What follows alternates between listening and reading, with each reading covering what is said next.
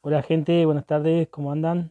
Bueno, voy a hacer un saludito rápido para Marcos Chávez, para Diego Labarte, para Soledad Pérez de Barrio La Sería Santa Fe, para Omar Rivero, para Cristian, para Gastón El Ceneice de Ushuaia, para Esteban Ramón, te saludo de nuevo, ya que me reclamás cada dos por tres que no te hago saludo y te saludé,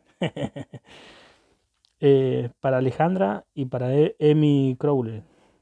Gente, hoy les voy a hablar de cómo empezó mi vida delictiva, perdón, entre comillas. Arrancamos flasheando, arrancamos porque fue así. Éramos estudiantes, eh, no, no es que estábamos mal económicamente ni tampoco bien, típica de estudiante, ¿viste? El estudiante que reniega, que anda en bicicleta, ¿sí? Y teníamos un compañero que él tenía que trabajar para poder estudiar, compañero de facultad. Bueno, lo que hacía era planillas de viaje para una empresa de transporte. Y esta empresa de transporte era de agroquímicos. Yo sinceramente no estaba en el rubro del campo, no sabía nada, no entendía nada, no sabía que el agroquímico era algo tan caro. Y es más, siempre cotizó en dólares, desde el uno al uno que viene cotizando en dólares. Y como era, y muy demandado, porque claro, el gringo del campo, una vez que, por ejemplo, que cosecha, tiene que volver a abonar la tierra, la tiene que volver a fertilizar una vez, y después una vez que siembran, después de nuevo, no sé, como una historia que sí o sí siempre constantemente se está usando, no es que es una compra eventual que hacen, sino cada 2 o 3 meses tienen que comprar sí o sí fertilizante. Eh, en este caso eran, y también agroquímicos, bueno, tenés venenos, hay de todo, pero en este caso el primer hecho que hicimos fue fertilizante y era de urea. El vago este hacía las planillas y él sabía las hojas de ruta del camión que tenía que hacer de puerto, digamos, de donde cargaban el fertilizante al campo que iba. Y él nos decía que si nosotros le caíamos al chofer de la empresa que él iba, no tenía forma de comunicarse. Tenía un teléfono, de aquel tiempo eran los tangos, esos unos que eran así, unos celulares que tenían una antena larga, que eran como un ladrillo. Bueno, y si usted le sacan el teléfono, él no tiene forma de comunicarse. Entonces le, le vendan los ojos y si quieren traspasan todo a otro camión o se llevan el camión. Entonces lo que hacíamos nosotros era esperarlo en un cruce de campo al camionero, nos subíamos y le decíamos que este trabajo ya está, así le decíamos, el trabajo este ya está arreglado con el patrón de ellos, que se quede tranquilo, que el camión se lo vamos a devolver, que no es que se lo vamos a robar, porque si no ya ahí el delito era más grosso, ¿viste? Era robo automotor, en aquel tiempo te comía un montón de años.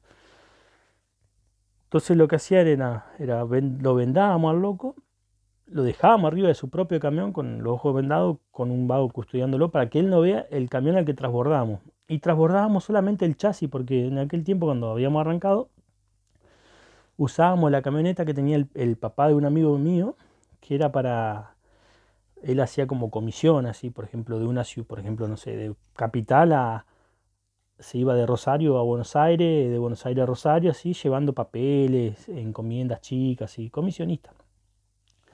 Me acuerdo que era creo que era Fiat Ducato o algo así. Entonces lo que hicimos fue agarrar, él sabía que era sábado a la mañana, agarramos la camioneta el viernes y ya más o menos la teníamos, viste, para el sábado a la mañana hacer el trabajo, porque él sabía que era el vago salía, todo, viste, de la playa con la hoja de ruta, todo sabía el loco. Bueno, entonces le transbordábamos el chasis nomás y lo dejábamos ahí, digamos, en el campo, como que le sacábamos las cosas y no es que nos llevábamos el camión y toda la mercadería, sino simplemente lo que entraba en la camioneta y ya estaba vendida. Entonces el vago que hacía, una vez que pasaba el robo, digamos, el camionero lo más probable es que avisaba a su patrón, seguía su viaje, llegaba a un lugar donde se podía comunicar y le decía que el trabajo había estado arreglado por él, viste, así, cosas así, o a veces ni le decían. Una vez pasó que hicimos el hecho todo y según mi compañero ahí de facultad, el vago nunca le dijo nada. Y como descargó en un campo que si bien había control, digamos, había un peón de campo controlando, pero el peón no sabía cuánto había que descargar y firmó los remitos, todo el vago. Y por ejemplo, si eran, no sé, 100 bidones, faltaban 25. Yo les doy un ejemplo. Pero el vago del campo no sabía, él agarró y firmó el remito y ya está. Entonces ahí el único problema que hubo fue que faltó mercadería, avisaron, pero no se denunció el robo porque el vago estaba confiado de que esos robos estaban organizados por su propio patrón. Nunca le reclamó nada, nunca le exigió plata o algo, ¿viste? Por prestarse a eso el vago. Nunca dijo nada, se hacía el sota, según mi compañero, ¿viste? Porque mi compañero también, aparte de las hojas de ruta y eso, era el que arreglaba los sueldos también. Nunca habló nada. Hasta que un día el robo fue de agroquímicos, pero en este caso eran venenos, eran unos que se llaman, está muy de moda ahora el glifosato. Que eso viene controlado, viene por litros. ¿Por qué? Porque cuando lo van a utilizar, el agrimensor, no agrimensor, ¿cómo se le dice? El ingeniero agrónomo necesita mirar la cantidad de litros que va a poner en un tanque y creo que le agregan otro componente, no sé si es agua o qué le agregan, que no es que lo adulteran, pero sino es que para que eso esté activo, porque el glifosato puro no hace nada, creo. Cuando le agregan agua, ahí. Entonces el vago hace el hecho, descargan y como era, hacemos el hecho, el vago sigue, el camionero sigue su viaje, digamos, descarga la mercadería, el glifosato, le firman los papeles y a los 2 o 3 días va el ingeniero agrónomo al campo y se encuentra con que no eran los litros que se habían descargado y estaba firmado. Entonces le hacen problema al peón de campo.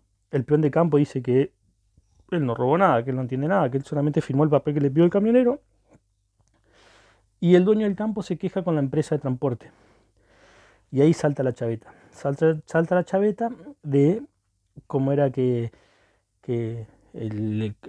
como que el empleado, el camionero, le dice, usted me está tomando el pelo, ¿viste? Como que discutieron, le dice, si los mismos vagos que me vienen robando hace más de 2 meses o 3, que me dicen qué cosa, que el trabajo está arreglado con usted, me dieron su nombre y todo. Dice, la única vez que fue que yo le dije que perdí el teléfono fue porque se lo llevaron ellos, pero nada más. Dice, después siempre fue un trato cordial, todo bien. Entonces, ahí en ese momento el patrón se da cuenta como que o había alguien de adentro que daba la información o de la misma empresa en el puerto donde se cargaban los fertilizantes estaba dando el dato. De mi amigo no desconfiaban porque era pariente del patrón. Entonces, lo que hace el tipo, le coloca, después de, a ver, estos robos no eran que eran todos los días, era una vez cada tanto, por ejemplo, en 3 meses fueron 2 creo, y después pasó como 6 meses hasta que hicimos otro, nos hacíamos nuestra platita, ¿sí, viste? Y hasta que el patrón puso control satelital, empezaron a aparecer en aquel tiempo los controles satelitales, no entendíamos nada nosotros eso, entonces no, y no podíamos, no podía parar el camión. No podía parar porque en la misma empresa del control satelital, si vos le dabas un destino, controlaba que el camión agarre el camino más corto o el que uno decía, y el patrón en este caso decía, y que no paren. Si paraban era porque había un problema, o sea que se rompió el camión o qué, pero tenían que avisar por teléfono.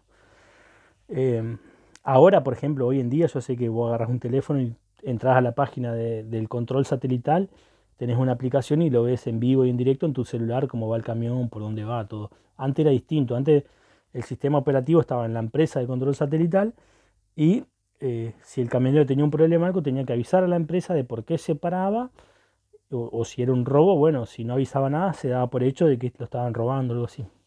Entonces ahí se nos empezó a terminar el currito de Pirata del Asfalto en ese sentido. Como que tuvimos que mejorarnos, pero eso lo voy a dejar para un próximo video. Yo quería acá nomás darles como una intro a mis primeros hechos delictivos. Así que bueno, les mando saludos y espero que anden bien. Chau, chau.